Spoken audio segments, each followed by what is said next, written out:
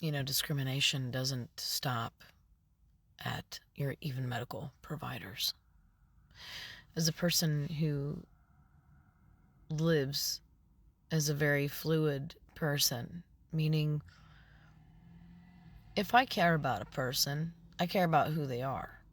It has nothing to do with what they look like, how much money they make, their life their life experiences, what they know, what they don't know, has nothing to do with that. Not their whatever parts they have. It depends on just who they are. I believe that the majority of everyone operates the same way. You don't just, oh, you're this and I'm that, so we should just be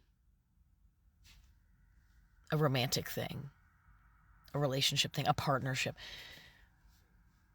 What I noticed, though, is when my partners have went to medical appointments with me, how they were treated, how I was treated, the outcome, how long it took to get test results, like in comparison with the same ailments from the same doctors with friends of mine, who are heteronormative.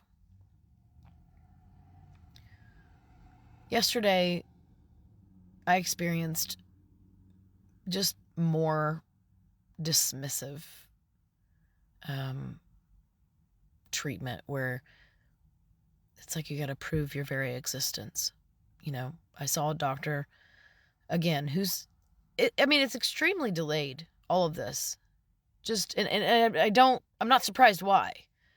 The statistics and the research are out there to literally show that people in the rainbow community, we get delays in these treatments. It seems like extra tests that go nowhere or delayed appointments. And while I understand, availability for appointments and whatnot, I can understand delays in that. But what I can't understand is when you get into a car accident and you tell a doctor you're in a car accident and they try to focus on your age and, well, I don't really know that the car accident happened. Do I need to walk into the office with a police report? And then a person's like, well, we think we have this condition, and they purposefully derail and delay your care. And they make you over-explain yourself and provide information that no one else needs to. If anyone else that was heteronormative walked into a hospital, walked into a doctor and said, hey, I was in a car accident, I have been around those people that are literally telling me, like, I've never experienced anything like that. This is wild. It's because it's discrimination. That's what it is. It's exhausting. Trying to explain, well, I wasn't treated that way, so it can't be right. Another dismissal. Instead of just listening to people and what they go through. When I was hurt and injured in 2004, on the job, literally people witnessed me get hurt. I was like literally carrying 300 and something pounds. We had to walk down a gravel driveway.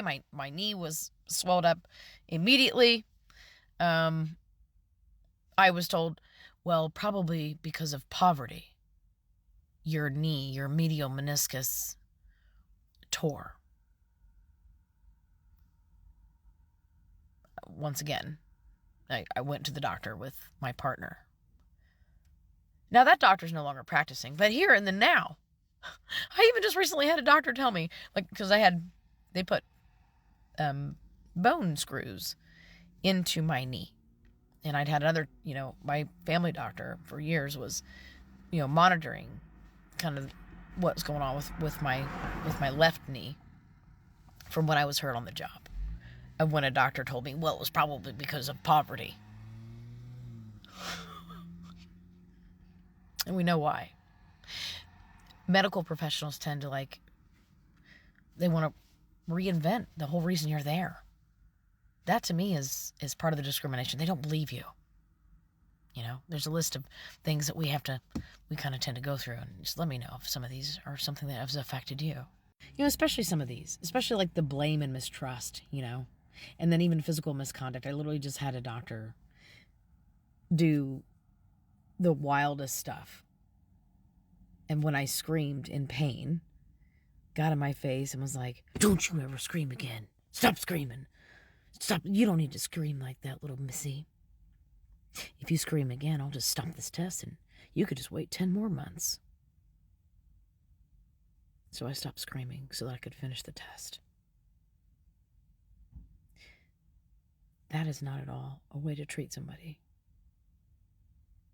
And so then the other doctor who's like, "Well, was there a car accident? Was there not a car?" Of course there was a car accident. There's a freaking police report. There's videotape of it. This is where we're at. It's exhausting. And I need some more help going at this. I'm not going to let these instances just keep going because there's so many of them. So many of them. It's exhausting.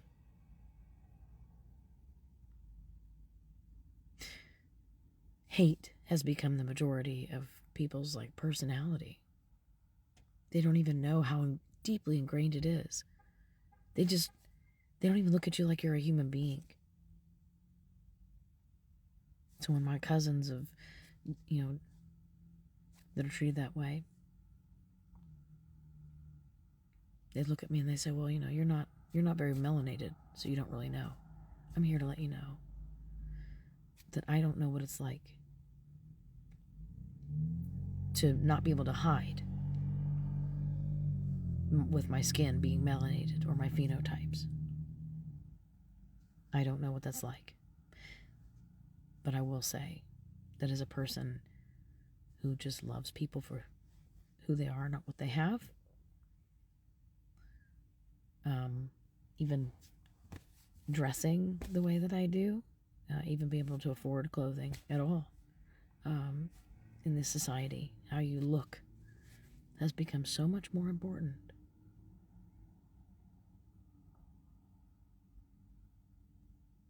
In the worst ways. But I absolutely know what it feels like to be gatekept and delayed care, dismissed.